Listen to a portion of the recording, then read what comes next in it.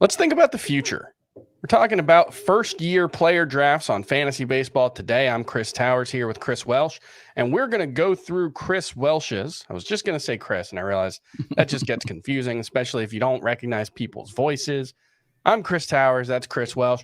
We're going to go through Chris Welsh's first-year player draft rankings, and this is my sense at least, is this is a pretty fascinating group of players, one that fantasy players should be very excited about. Obviously, we've got the pedigree group of guys, the guys whose dads played in Major League Baseball. I believe in your top 30, there are three in the top, well, definitely in the top five, three sons of former professional baseball players. I'm not sure if any of the rest of these guys, although one of them is the younger brother of a current Major League Baseball player as well. So am I forgetting anyone else in this? Yeah, I'm looking through this because you've got Jones, Holiday, and Collier. Yeah. And then Elijah Green's dad, I believe, was in the NFL. He was like a tight end or something. Yeah, tight end in the NFL. I'm trying to see if anybody is jumping out to me. And then you've got one of the J15 guys whose brother plays in the minor leagues right now, not at the majors. So you have that. Oh, you have Justin Crawford, who is Carl Crawford's son. So there's our fourth. Wow, that makes me feel really old. Yeah, I know. And then you've got Jace Young, who I think you're referring to. His brother's in the majors. So you've got at least four major league ties, and then we've got a couple we got a minor league tie, and then some football. We got some football action. There you go. So a lot of names you should be pretty familiar with already, and we're going to go through. I've got some high level questions that I want to talk about before we talk about the top prospects in this year's first year player draft. And I guess we'll start with, this is mostly, we're mostly thinking about dynasty perspectives. Redraft leagues very rarely have much to worry about when it comes to the first year player drafts, but there are a couple names that you should know if you play in a redraft that we'll talk about. But I guess we'll start with this. Should your team's current standing impact how you approach a first year player draft? Which is basically to say, the players that you have now, should that really make a difference in how you approach the guys that you're drafting? My personal opinion is most likely not. But I also think it's like situational. So usually the top 3 or 4, pending the class, in this instance specifically, the top 3, 4, no, I don't care. Like, I'm not adjusting. If I was, you would see Kodai Senga if he does qualify, which, by the way, he's not on this list, which if we want to insert, we absolutely can, because I know he's in there. He would be 5 on this list. And because I realized after I said this to you, I didn't have the Yoshida or him on there, though he qualifies in some instances. If you did care about proximity, and if I was putting that in here, Senga would be number 1. And I think there will be people that will only consider proximity, and you'll have him number 1, because maybe this year, which is different than in some previous years, where the top end of classes, sometimes you get college bats. Specifically, I'm trying to remember, I think it was the 2019 class where you had Adley, you had Andrew Vaughn, you had Witt, who was Witt Jr., obviously, who was a little bit older of a high school prospect who was going to move a little bit more. And you had guys that had a little bit closer proximity. This year's tougher because the top 4 core, in my eyes, they're all high school players, and they're all relatively far away. But this is all to say, in dynasties, I'm looking for the best values, and the closest value change in my eyes is just the proximity of Senga, and I would let someone else make that decision. But yeah, at the end of the day, I think it's like the top end, no.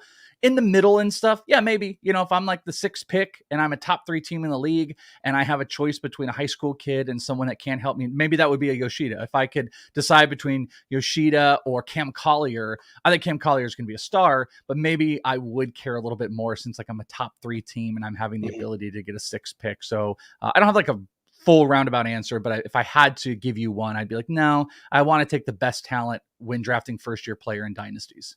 Just as a general question for dynasty, how long is the window that you're thinking about when it comes to dynasty? Like, this is more of a general dynasty question, less a first year player draft, but I think it's also relevant here because, like, let's say you've got a 27-year-old who, in 3 or 4 years, he might start to decline, or the decline could come in the next couple of seasons versus, a 24-year-old who you would think has a little more runway. Do you think 5 years down the line when you're thinking about your dynasty leagues? You want to know, be a surprise? Maybe this is going to surprise you. I actually think in 3-year terms. That's kind of where I live because of a multitude of things.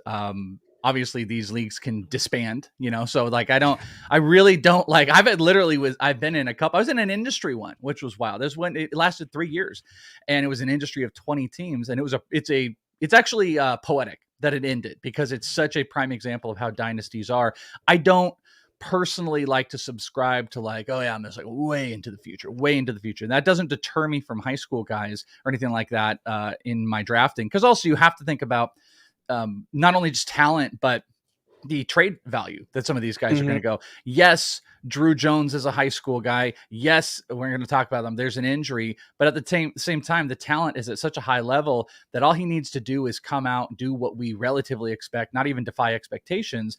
And the guy is going to be able to stick as a top 10 prospect all year. There's value in that in trades, even if over 3 years, you don't actually get his return. So getting back to exactly what you were talking about, you're probably going to see guys that are a little bit older, a little bit higher on my dynasty list compared to some, because I do think there's some people out there that go in the 5-year terms. A guy like Jacob deGrom, yes, there's injury issues out there, but Jacob deGrom, just a high level of insanity of what he can do when he's on the field. I probably have him higher in dynasty than other people.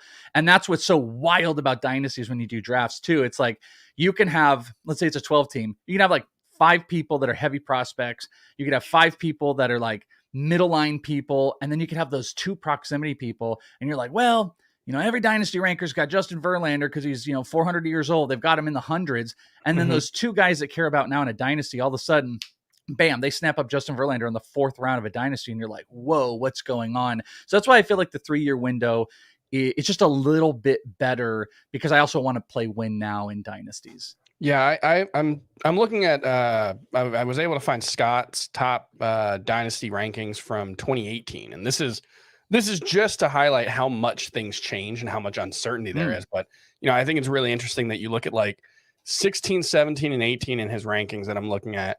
Giancarlo Stanton, Freddie Freeman, Anthony Rizzo. They were all 28 years old. They were all present day, pretty much elite players, and it's fascinating how much their values have changed. Freddie Freeman, his value hasn't changed much at all in a redraft context. At least he's basically been a fringe first round pick the entire time. But Giancarlo Stanton, who was the same age and was arguably a better player at the time, coming off, I think that 2018 was the MVP season. He has had a really up and down few years, and Anthony Rizzo is a fine first base starter, but I think he's probably pretty fringe top 12 at this point, even coming off a bounce back season. And those 3 guys are ranked ahead of Jose Ramirez, who was at the time coming off I think pretty bad season. And I think there was a lot of uncertainty about what the future held for him. And they were all ranked behind Cody Bellinger. So it's just to say that like, we're talking about that's a 5-year window of guys who were all 22 to 28, which is the prime of players' careers. And a lot changes. And that's especially true of prospects who have not, the further you are away from the major league level, there's kind of the, I think about the analogy. I like to go with my like weird science analogies for sports. And I think about the great filter theory. Have you heard about this? It's like, it's the idea that like, we're talking about why aren't there aliens, right? Why haven't there's hundreds of trillions of stars out there? Why haven't we been visited by any aliens so far? And the idea is that, like, you do, I think it's the Fermi paradox. You start doing the math on how many advanced civilizations there should be. And, you start to think like there are filters for every step of evolution for a species. And that's kind of how it is for prospects, right? Like, you got to make it out of the water, right? And then you got to grow a backbone and be able to survive on land. And you got to, and all these things that can go wrong. And, that's not it. So, it's kind of the same thing for prospects.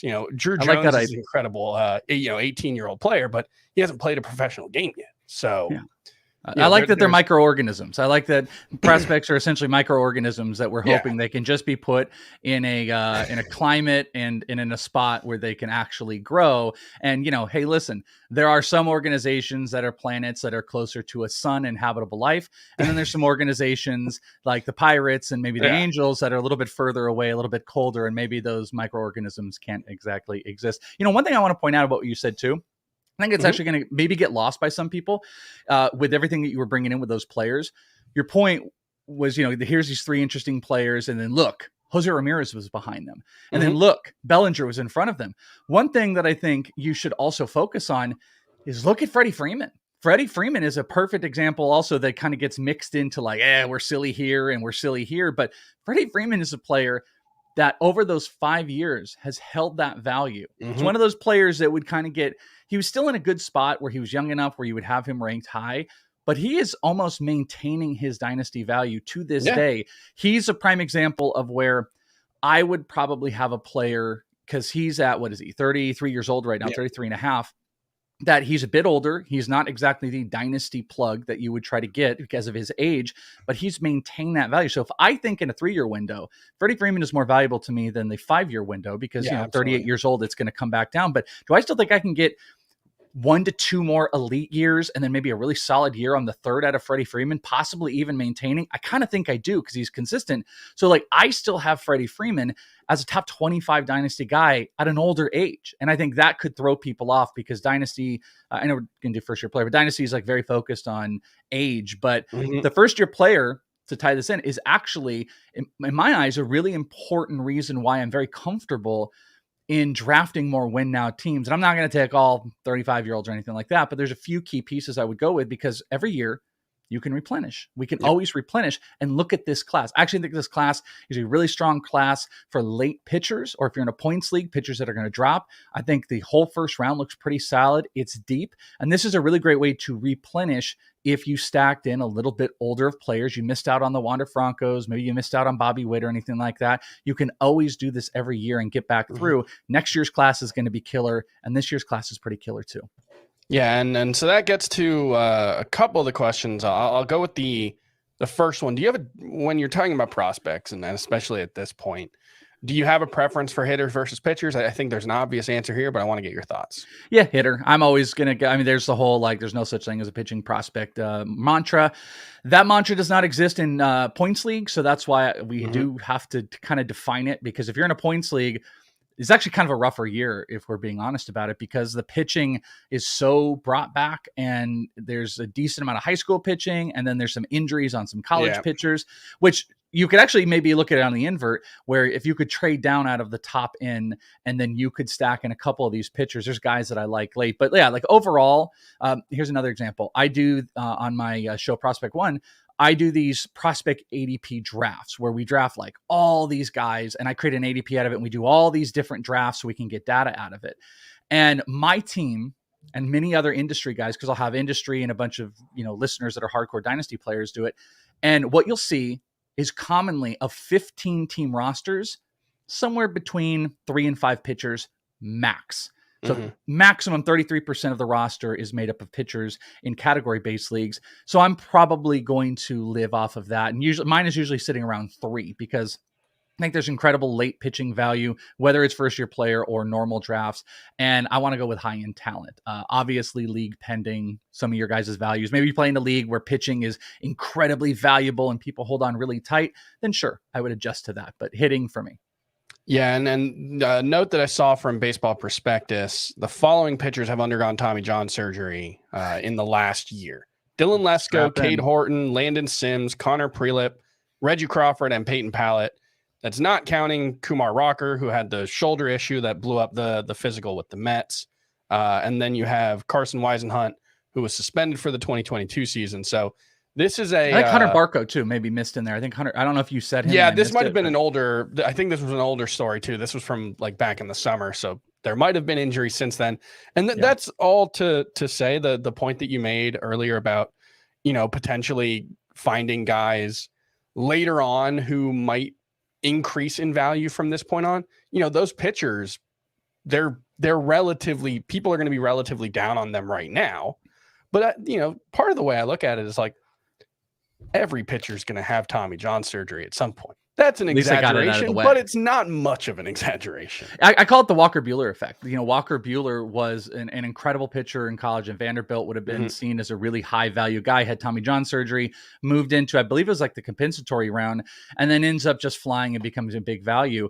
I don't think there's like a Walker Buehler in this out of all Mhm. these injuries, especially if you want to comp it to college. But there are a couple guys, like you said, there are guys we'll probably talk about when we get to the second round, a couple guys that I think their value is pushed down because of these injuries. And the high school guys are as well. I mean, maybe what would have been thought of as the number one pitcher in this class is a high school kid who had Tommy John. So his value got pushed down. He was still drafted high, but fantasy values don't have him. I don't even think most consensus have a pitcher in the top at least 12 or top 15 of first year player ranks.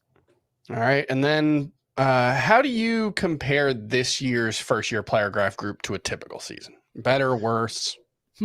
Okay. I think it's a little bit better. Let me refresh my, like the 2019 class, I think is so unique. And also if I'm not just stashing it to a draft class, that year also had Jason Dominguez. So, I mean, you had Rutschman, Witt, Jason Dominguez, Andrew Vaughn. I mean, Andrew Vaughn was seen as like the number one out of all those guys.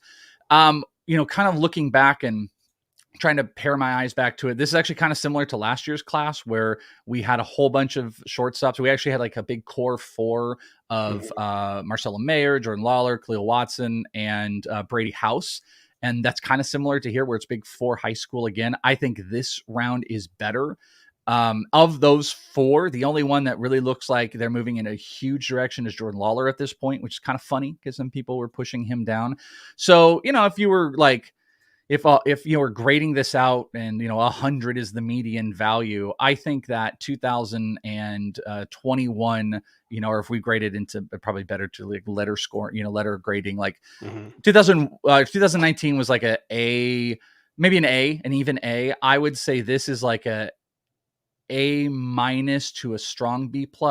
Last year was probably like a B. The year before that really looks like it might even be less with Torkelson at the top. But yeah, I think this is getting close to comparison. Probably the second best class I can think of off the top of my head over the last like 5 years. Okay. How much we just had the international free agent signing, not deadline, but the opening of the international free agent signing period a couple days ago. How much should I care about those types of guys compared to the rest of the first year player draft? Minimum, probably more than ever. Like that's like a really highly contested issue in prospect stuff right now. Last year stunk the value. Roderick Arias was a kid with the Yankees, way down. Christian Vaquero, way down. The year before that, you had the Robert Puassons with the A's, way down. I mean, the last 2 or 3 classes have been a real big disappointment. And I think you're seeing the effects of it. There are 2 guys at the top that are on my top 30, Ethan Salas, who's brothers with Jose Salas, and Felnin Selston, who some in many eyes is seen as like the top guy with the Seattle Mariners. So those are Padres and Mariners. Those guys 3 or 4 years ago, I think you'd be looking at like most prospect people ranking them in the top like 50 to 75 of overall prospects overall. Now everybody's very scared. They're very far off. We're all timid about the process in general. That I don't care if I'd be fine if people just didn't even think about them, especially you guys will know your leagues better. Guys like Roderick Arias were released in some places. I'd be, if I'm giving you context here, Scott White's league, 2014 points. I'm probably going to have very minimal interest in a guy that I got to wait 4 or 5 years in this huge, big 2014 league where we only carry 10 prospects.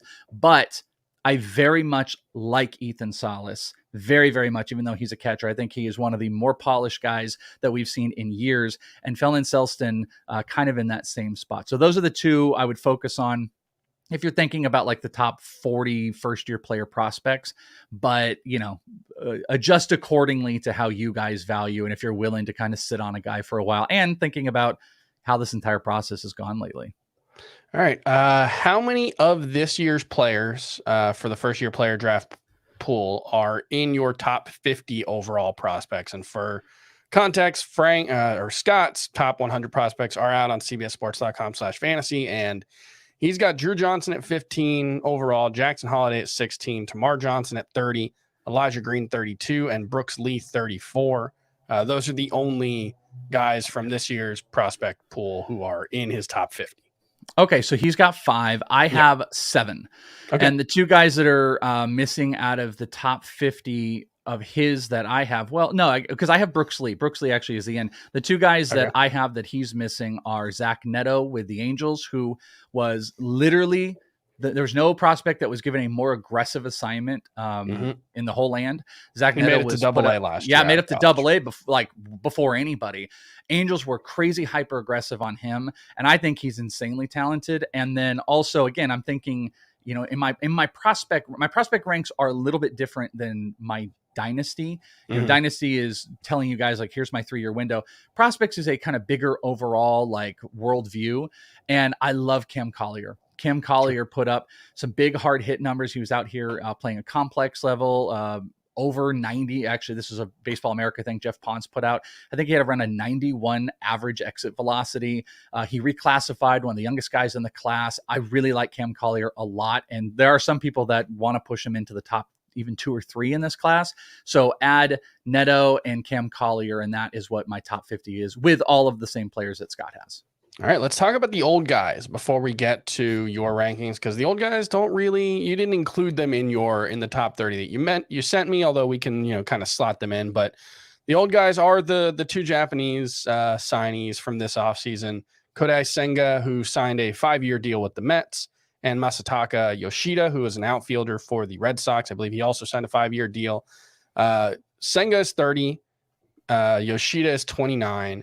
And we'll talk about Senga first. He is, I think, Scott's 64th ranked prospect.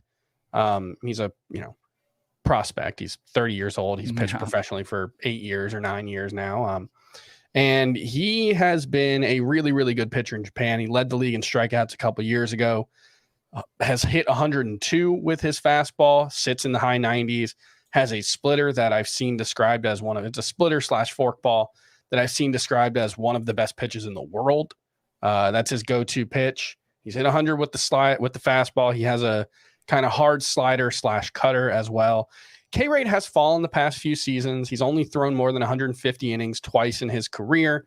They have different rotations in Japan. They usually throw 6-man rotations. So, you know, innings totals tend to be a little deflated there. I think they also only play like 130 games in their season. What do you expect from him in 2023? And obviously, you know, because he's 30, what you expect in 2023 is kind of what you expect, right? Yeah, I think he's tough. And I mentioned, you know, if you guys wanted to know, I think he would lie somewhere between, I'd be cool if someone was like, hey, I want to take him at 3, between 3 and 5. I would probably slot him at 5, going with the other prospects. This is a 30-year-old pitcher. Translation to to Major League Baseball can be maybe a little bit tougher. The trend has been like early success, struggles on the second half when the league kind of catches up. And how dominant are these pitchers going to be? You know, is this really going to be our next Yu Darvish, or, you know, is this going to be kind of a flash in the pan of solid with Senga? So I think he's somewhere in that spot, but he is older, and, you know, kind of projecting over the 3-year marker makes him a little bit more valuable, but he would be between 5 and 3 on my list. And the only reason, just throwing back out here, I personally, if a guy signs a major league contract, I kind of think like in any dynasty or keeper, let's just take him off. Let's not have him involved in the first year player, because he signed a major league contract. Let's put him back in the player pool. And I know that could give an extra benefit to the first guy who has the first pick, if they had the first pick in the first year player, and then, you know, whatever disbursement redraft of players.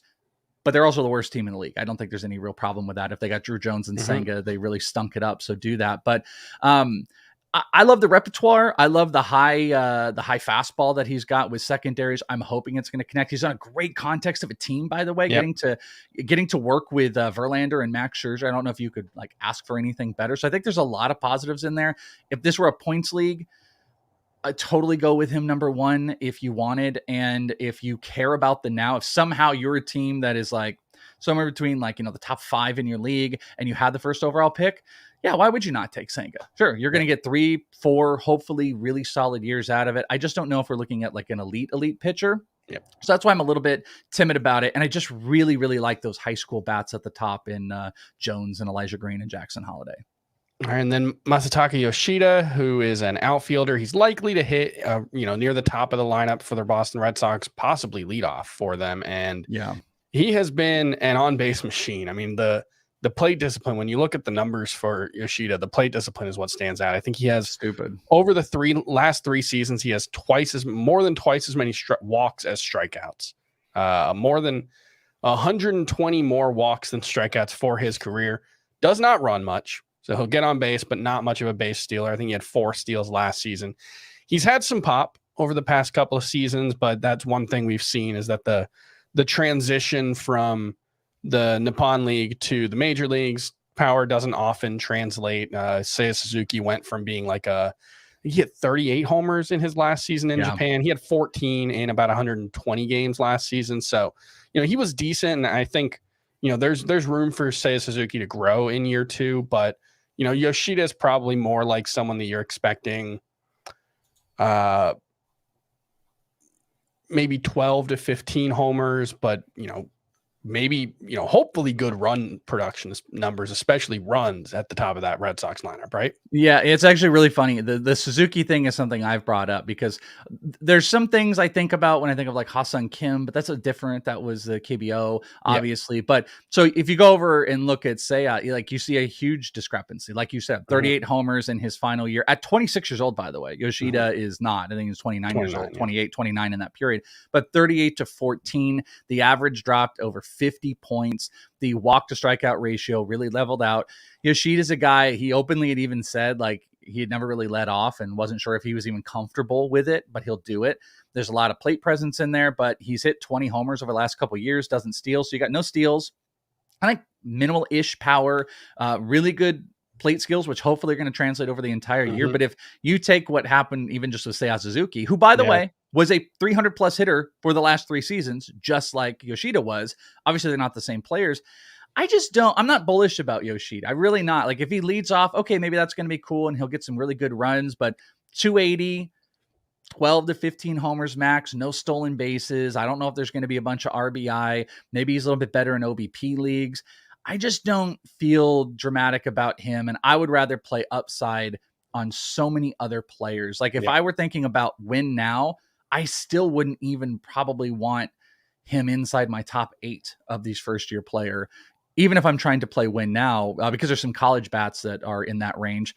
But I'm just probably avoiding overall. And I might be wrong, and I'll eat that if I end up wrong, because I do like Seiya Suzuki, and I think Seiya is going to have a nice bounce back this year and is going to become much more of a fantasy asset. But I just think there's a lot more power potential, and there's a little bit more speed potential with Suzuki than there is with Yoshida. All right, let's move on to the rankings, and you'll recognize some of these names at the top. And we did a show back in June, or probably, I feel like it was actually like late July. Yeah, because they did the MLB draft during the All-Star. During the All-Star break. That was what it was, yeah. So you'll recognize some of these names just because of who their dads were. And the top 2 guys on your list, Drew Jones, outfielder for the Arizona Cardinals, who has not made his major league or his professional debut. He had labral repair surgery a few months after the draft, or a few days after the draft, actually, right? Like a week later. Funny enough, by the way, you're still in football mode. You said Arizona Cardinals, but Arizona Diamondbacks. Yeah, you're in football mode.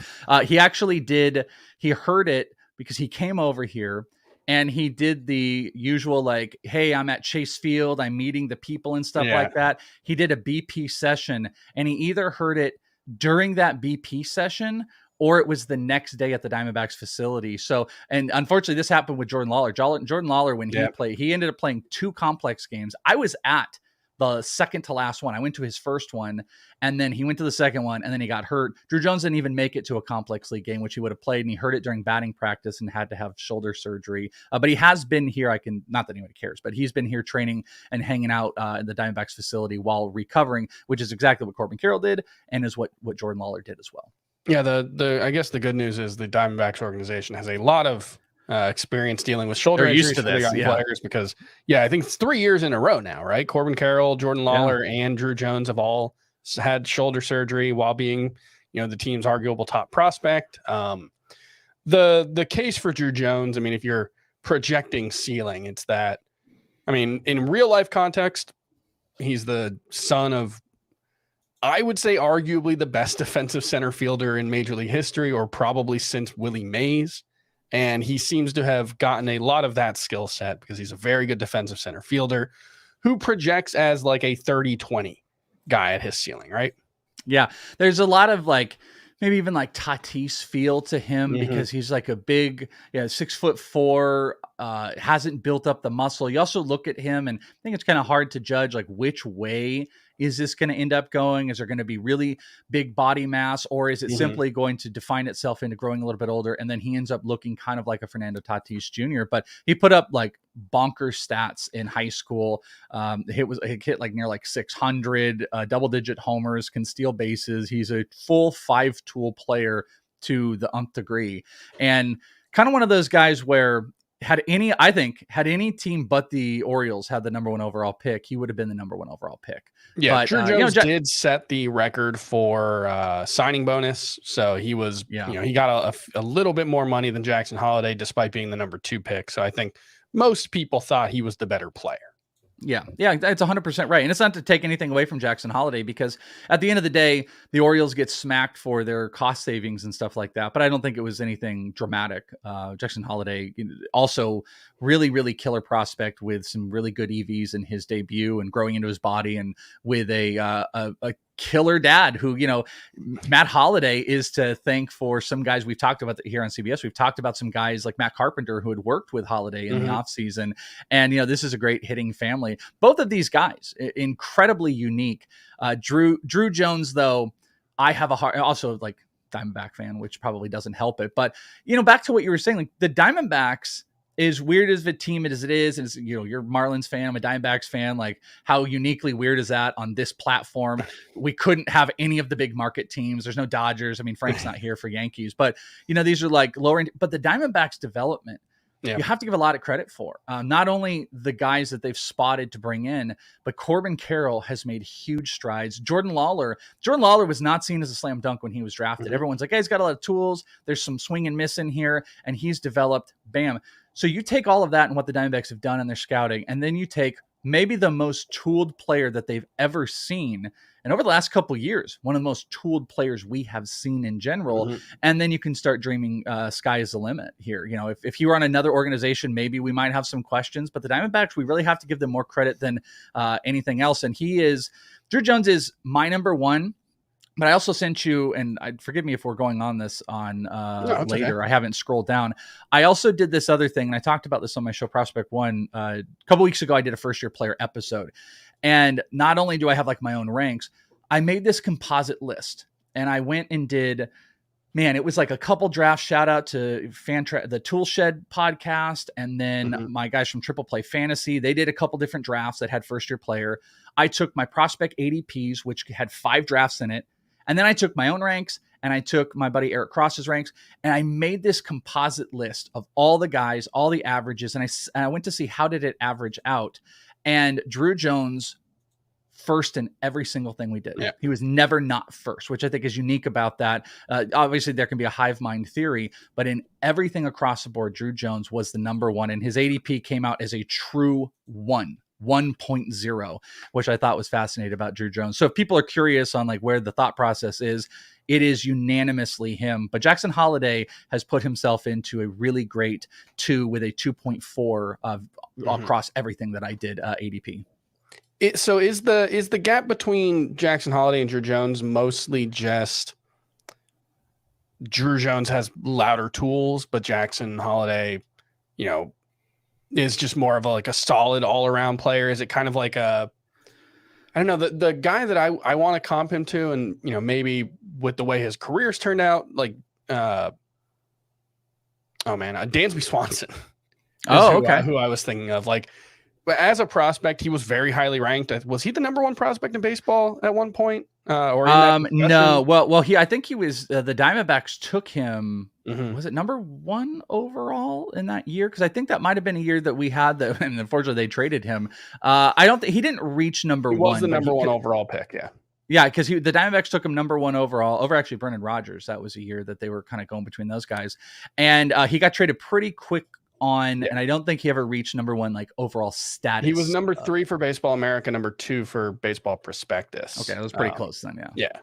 But the comp that I'm going with is like, doesn't necessarily have one incredible carrying tool, doesn't necessarily have like 70 grades across the board or anything, but is like 55 to 60 on that 20 to 80 grading scale, like at everything, right? Is that kind of the thought process there?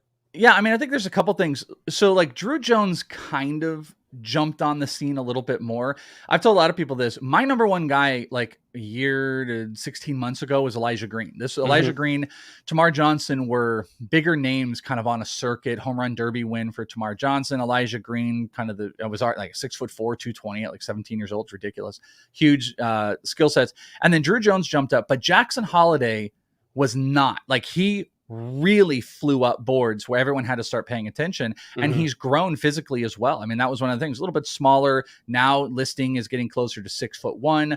Obviously, building body mass. His dad, it's a pretty easy thing to go there. And then you start to look at kind of like what you're saying. This is like a, maybe it's not like 70, or, remember like when Pipeline dropped the bomb, they're like the first 80 grade hit tool, Vladimir Guerrero, we've ever seen.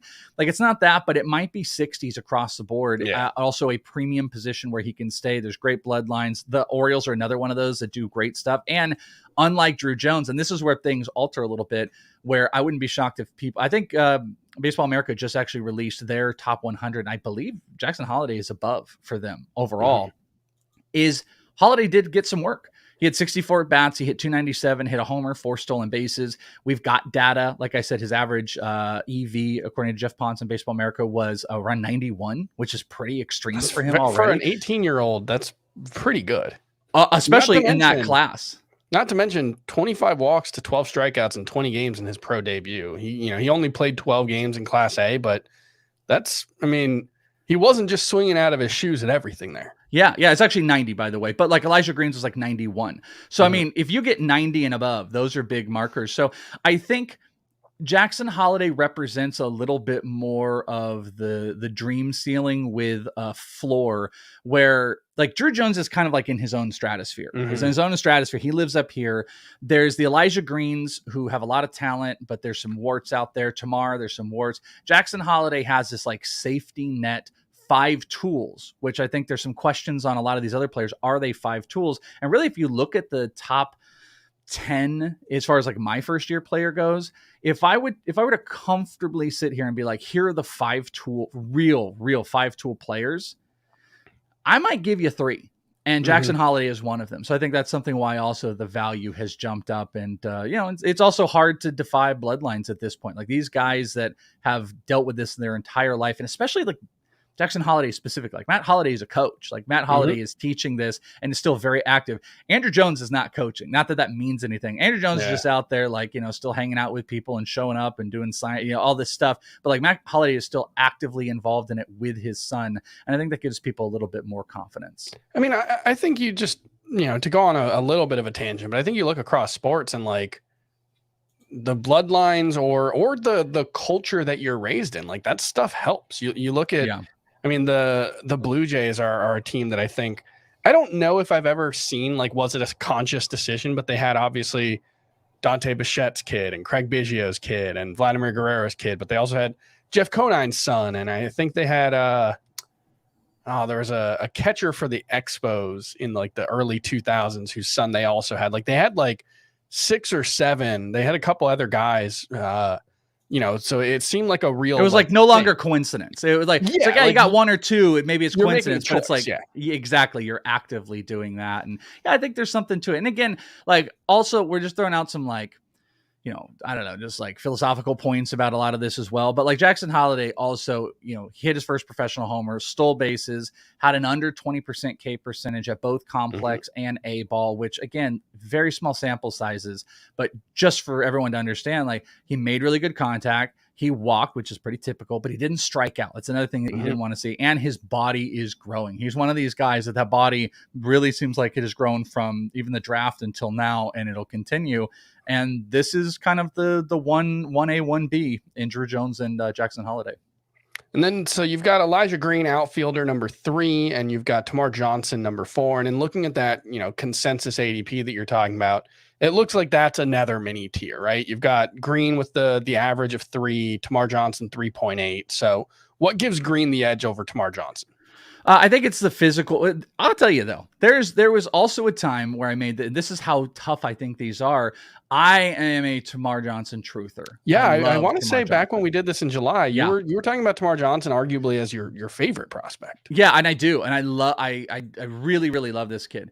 Elijah Green's tools are really loud with the mature body. So like Drew Jones, you go and look and we're like, okay, this is a kid that has all sky high potential across the board, did it in high school. Imagine he grows, blah, blah, blah.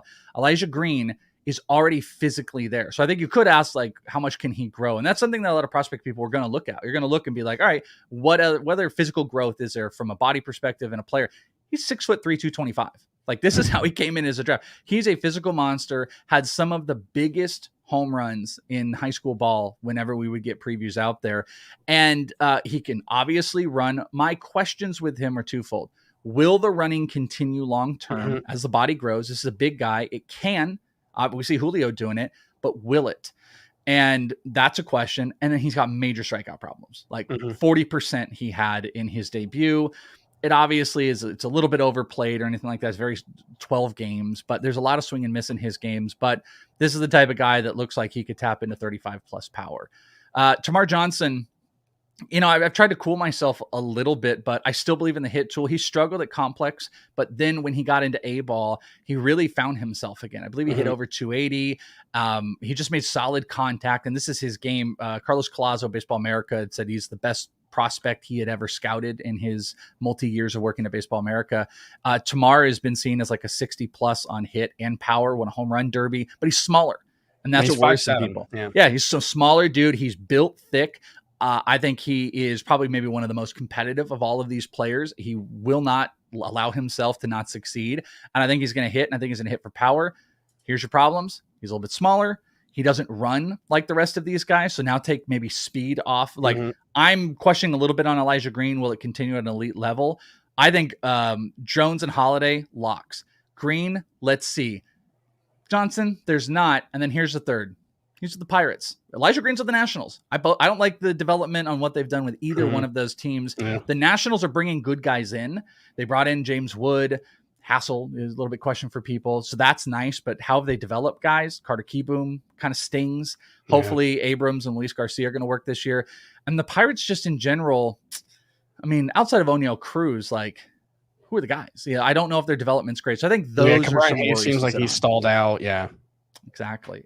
But that is the tier, to your point. Like, people are drafting these four in some combination. But I will tell you that I think after Elijah Green, it's a little bit more of a question, if we're being honest, because a couple of the guys we're going to talk about here shortly, there are some really, really sought after college hitters. And that's one thing we haven't done. We haven't got into the college hitters or even Cam Collier that might start to alter how people are going to be drafting. Yeah, one note that I did see for Termarr Johnson is in the Florida State League, he averaged 90.4 miles per hour average exit velocity. 9 of his 30 batted balls were in play, over 100 miles per hour. That's per Baseball Prospectus. Those are very good numbers for, you know, a guy who was 18 years old playing with a wood bat for the first time. So, you know, you talk about he's undersized, but he hits for pop. That's where you can see that in is you know, we're starting to get more of the minor league data. It's not quite as accessible, but I try to note it where I can. I wish it was public. I cannot tell you enough how I wish it was more readily accessible to get a lot of this information. And unfortunately, in the prospect world, it's just like usually about who you know that will release some of the data to you. And that is what makes it unfortunate. All right. You've mentioned Cam Collier a few times, son of Lou Collier. He's a Cincinnati Reds third base prospect. Tell me about Cam Collier real quick. Yeah, Cam Collier, 90 plus average EV, sweet, long arms, big body, reclassified, one of the youngest guys in here playing third base, immense hit tool, immense power to be had, not the strikeout issues that you see with a lot of these other guys. He's an incredible talent. He's just a ways away. Maybe some questions people have with the Reds. I don't. I got to see him out here during they had an incredible complex league team that had some of their drafted guys and in Instructs as well. They had Sal Stewart, who they drafted, Justin Boyd. They had this great complex league of Leonardo Balzacar and Carlos Jorge, and they traded for Edwin Arroyo from the Mariners, if people know these prospects. And this is just a stacked team. And Cam Collier was just sitting in the middle, hitting three for this team the entire time. As a 17-year-old. He didn't as a 17-year-old until well after November 20th, 2004, seeing that birthday written out. really makes me feel old. Oh, well, wait. I mean, go look at the J15 class and you're going to feel worse about yourself. Trust me. They're getting close to my son's age, and that's a very, very big worry thing. But yeah, like he's a guy that we probably would have been, we would have been talking about the next year's class with Dylan Cruz and them. But he was able to get in here, slid down a little bit. And I think he's a great high school bat, but he does fall into this mix. We don't have to spend any more time on him because this has been a big high school run. People are uncomfortable with waiting this long. It's an even bigger path for things to go wrong. And that's why I'm saying there's some disagreement, because then you're going to start getting into this barrage of college hitters that people might value over them. And this is why guys like Collier and Termarr Johnson have the potential to fall in first-year player. I was going to ask you earlier, when putting the rundown together, so who's the player who's going to make the quickest major league debut? But I figured we'd just wait because I knew it wouldn't take long for us to get to Zach Neto. And I imagine that's the obvious answer, being the guy who got 30 games in at AA last season, where he hit 320 with an 874 OPS in 30 games at AA as a 21-year-old in the same year he was drafted. That's pretty impressive. Yeah, I mean, I think so. Like, also, if you just look at the team, you go and look at the team and they say like where their needs at. And it's obviously offense. They're piece tooling. I wouldn't throw it out the window that Neto isn't a possibility to play this year at some point later in this year. I really wouldn't, with how they progressed him preseason, draft time. Roster Resource has their opening day shortstop as Luis Rengifo. Yeah, so not a long-term, not a slam dunk block at all. No, like if Zach Neto was up in July, I wouldn't be that shocked. I really wouldn't be, but he's just not an opening day roster thing. If we were if you asked me this question, like when we did, and you may have, by the way, asked me this question back when the draft first happened, I probably would have said Kevin Parada with the Mets, because I think Parada is probably one of the most just tooled out ready players for the majors. Destroyed at Georgia Tech. He's a solid catcher. I think he's the catcher they're planning on in the future over Alvarez. Alvarez maybe, bat first, maybe DH a little bit more. But Parada was an incredible hitter, 28 homers in college at Georgia Tech this year, can run a little bit. Maybe there's a little bit of J2 Remuto that's sitting in there. And, he's already got that college experience. I think that's a guy that could fly. I probably would have said to him, like Brooks Lee would have been the other one, but Brooks is also kind of blocked just a tiny bit with all those infielders that team has. And if I really wanted to cheat, probably would have said a guy like Ben Joyce, who famously, if people pay attention, he's a reliever for the Angels who throw 105 miles an hour. And that would be a guy that I would think, a guy that throws 105 miles an hour, right? Yeah, out of Tennessee, who had college wear, might be something a team might say, hey, let's take advantage of this while we can and get him even in a 6-inning role. Let's get him some major league experience so we can take advantage of that. So like if I were cheating, I would actually say Ben Joyce, but Zach Neto. Either way, it seems like it might come from the Angels. Yeah, I mean, I've always said, like, once you get to double, every organization treats it differently. I know, the Marlins are one, that I know well.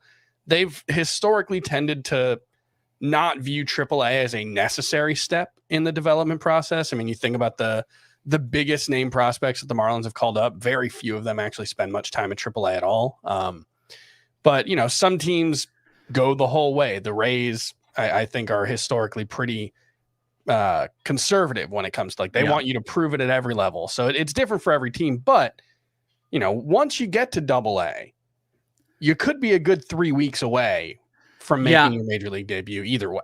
What's interesting about that is, and someone will correct me if I'm wrong about this, I don't believe a single drafted player from this draft class made it to the Arizona Fall League this year. I know a lot of people, I care about the Arizona Fall League because I live here, a lot don't. But the Arizona Fall League is fascinating because, it's famously known as the building ground, the next step, the stepping stone to the major leagues. And we have seen this before. Luke Waddell last year with the Braves. Nico Horner actually is someone who comes to mind that the Cubs pushed. And Neto wasn't one of those guys, and no one did. But you want to know what's interesting? It wasn't like, oh, he's got other stuff to do. He was here. I saw him at games. He was just like sitting around. Joe Dell was actually here. A lot of players are just kind of hanging out here. And Neto was just here. And he sat in the stands for a couple games and watched some of them.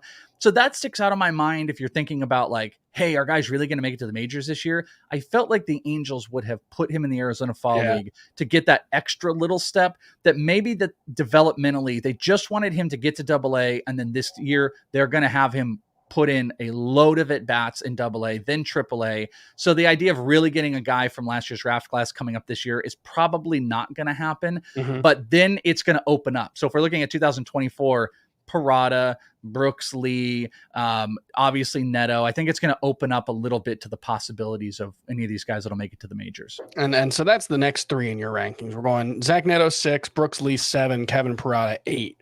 Who would you say has the most upside of that trio? I'm sorry. It was who was it? It was Zach Neto, Brooks Lee, and Kevin Parada. Okay, yeah, I wasn't sure if you put Neto in here. So here's the tough part. I love Neto because he's a 5-tool player.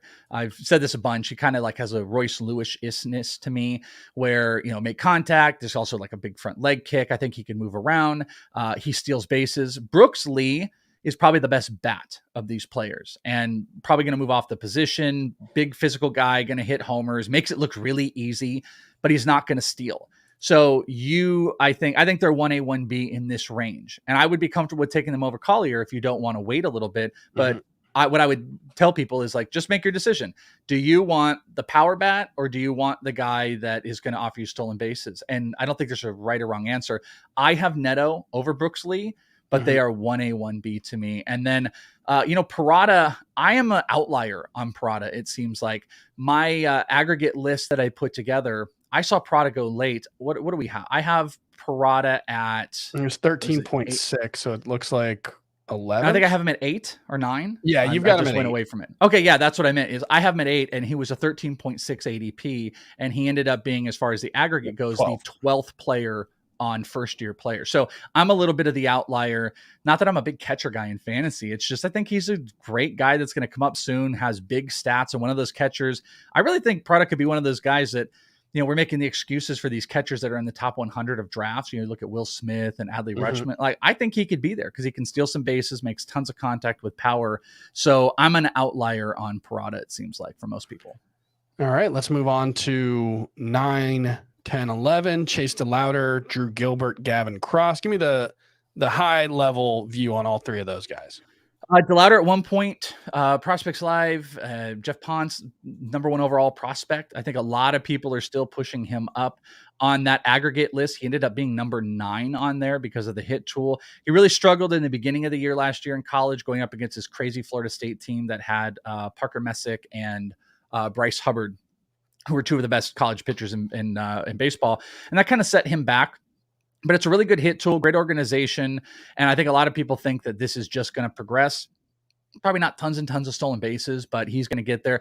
I've got Drew Gilbert, who I really, really love. The Astros got a little bit of a smaller guy, but this is more of like a punch in a smaller package. There's going to be stolen bases. I think he could be a 2020 guy. And I think the Astros do a good job of developing. And he was one of those guys that saw really good success early on and got some time last year, and he could move. And then we went to Gavin Cross, who Gavin Cross actually was one I got to see last year down here in Instructs with the Royals. And he's just another one of those like premium college bats. There's not much stolen base in the repertoire. I don't like him as much as some other people. I think it's a fine hit tool, decent power. I just don't think he has the upside of these other guys. And I'm a little bit washy about how, I gotta be honest with you, I'm looking at my list. I'm looking at Gavin Cross, and the next guy on this list is Spencer Jones from mine. Spencer Jones had an ADP of 10.8 and ended up being the 11th guy on here. There's an argument to go Spencer Jones on the upside, playing with the Yankees. Aaron Judge comps because he's a monster out there. He was a 2-way player. Yeah, he's a huge, big monster, big power. And it's like, if you're going to take maybe the hit tool's a little bit better with Gavin Cross, but the power potential is better with Spencer Jones. They both don't run. So who do you want, a Royal or a Yankee? I kind of see why Spencer Jones is there, and maybe I'll end up making that move. I'm not like overly impressed with Gavin Cross, but this is another college bat that's in there. And then I'm just throwing Spencer Jones out to everybody as well, because he is one of the biggest high risers since the draft has happened. He has moved himself into the first round, and I think that's one that's going to catch people off guard. So take advantage in your league. Yeah, I was doing some reading about Spencer Jones. It's hard not to get excited when you see 6'7" Yankees, hits the ball really hard. Had a max exit velo of 119 miles per hour during his college season. No big deal. Giancarlo Stanton had a harder hit ball in the majors last season. Worth pointing out, metal bats. They've deadened the bats over the last decade or so, but they're harder than wood bats, and the ball comes off harder. And in the Florida State League, his average exit velocity 89.9 miles per hour. So right around that 90 mile per hour mark that we've talked about a few times. Max exit velo of 111 miles per hour with wood bats in his major league debut. So those are still very impressive numbers. Go ahead. I want to say, and he pushed 2 levels on his debut. He played a tiny bit in rookie ball with the Yankees, and then he went to A ball where he hit 325 in low A, and he had a couple homers in there, and like hitting 325 without strikeout rates were pretty good actually as well. 18 strikeouts, only 83 at bats. He walked 10 times, and he stole 10 bases. And think about that: 12 stolen bases in his entire run in the minors last year. As a big 6'7" guy with advantages coming overall for stolen bases. Spencer Jones is exciting. I mean, I'm talking myself in that. Yeah, he might need to be a guy. You're going to make an upgrade. Yeah, no, that's one thing that I will keep in mind whenever we're talking about stolen base totals from the minors is the major league rules that we're excited about already are in place in the minors, and there have been other changes that have been made in the minor league level. I think the bases are closer together in the minors than they are in the majors, which is an interesting wrinkle that I've found fascinating just to think about. I won't go into the specifics of it, but I think in total, the bases in the minors last season were like something like 13 inches closer. Second base was 13 inches closer to first than it was at the major league level last season, which is just, I think that's hilarious. I think it's so funny that like the actual physical dimensions were different. It was a result of they moved second base closer to home, and they made the bases bigger, which we're only getting one of those changes at the major league level. They're making the bases bigger. But that was an interesting one that you have to keep in mind. Stolen base totals in the minors are inflated right now for multiple reasons, but we're also expecting them to be inflated in the major league level.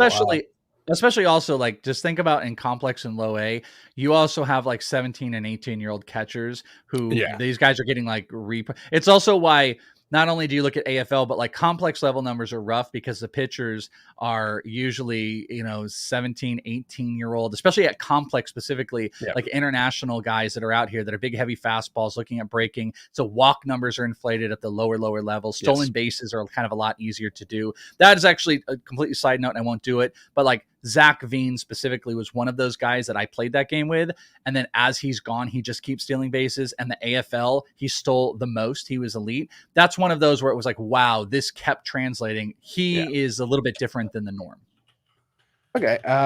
So we talked a little bit about Spencer Jones. There was, obviously, like I said, the Aaron Judge comp is going to be the natural one. But I even, in reading some of the scouting reports about him, it sounds like there's a lot of similarities in terms of like, Aaron Judge didn't really start hitting for like huge power until he got to the majors, basically. Like his minor league numbers are kind of underwhelming for the most part. I think there was a little bit of a boost right towards the end of his minor league career, but for the most part, he was not putting up huge numbers in the minors because he's hitting a lot of line drives. He has more of a flat swing, especially as a prospect. And from what I was reading, that's also true of Spencer Jones. He's a lefty, but not a swing that's super geared to power. But as we've seen with Aaron Judge, when you have that kind of raw power, you can hit for a lot of power without necessarily hitting a ton of fly balls. So I watched a lot of Vanderbilt last year. Also, because of the pitcher. Well, that was the year before as well, but with the lighter and the Kumar Rocker stuff. But like, he's just one of those guys that there definitely was like a flattened swing that would get out there, and that's just an organization just being able to redefine that swing, work on it throughout. And that's why like he might be a little bit volatile, but you just see those lower numbers and they really, really stand out with a big physical presence. And again, just want to point out, we're like 12 in and we're still going into these really, really like kind of exciting offensive prospects. And this back end is all these college guys. This is what's really great as well. Look at all these college guys that are getting pushed back. This is why this first round and first year player is fascinating to me. And we're not even done. There's a few more college guys here in this, at least top 15, if we're talking about Roto. You're muted. Classic Chris move. Talking while muted. Did it while I'm hosting. Love to see it. I did it the other day, so I was like, it is a classic Chris move. You or me. So number 13, Jacob Berry for the Marlins, Dalton Rushing for the Dodgers, and Jet Williams for the Mets. Personally, as a Marlins fan, I find Jacob Berry to be unbelievably underwhelming as a number 6 overall pick for a team that desperately needs offense, but maybe you can talk me into him. Well, I think a lot of people agree with you. So this is, I was saying like, I think I differ from Parada. This is the one that I'm completely different with I think the industry. So, I have that whole consensus first year player rank over all this stuff. Well, I have him at, and I had him higher, by the way. I'm at 13. His consensus ADP was 20.8 going off at 20. And I believe he had a low of 26. And why I'm fascinated with this, I don't disagree that he's kind of underwhelming, but I think the underwhelming thing comes from he's kind of a positionless guy, if you will. And that's not full on because he played third base, he played at U of A, went to LSU, but he's a bat first guy. There's a lot of, I don't still fully quite understand them, but there's some comps out there to Kyle Schwarber. And I think that might be part of like that attack swing he has on inside pitches can get kind of Schwarber-esque, except his legs kind of come in a little bit where Schwarber's don't. But I mean, this is a bat first guy. So this is why I'm a little bit confused on a bat first player, why everybody hates him so much. Now, the batting average could be maybe struggles if you want to see what he did at U of A. But, well, no, actually, it was just 370 at LSU this past year and 352 before that. 32 homers across both of his stints in college ball.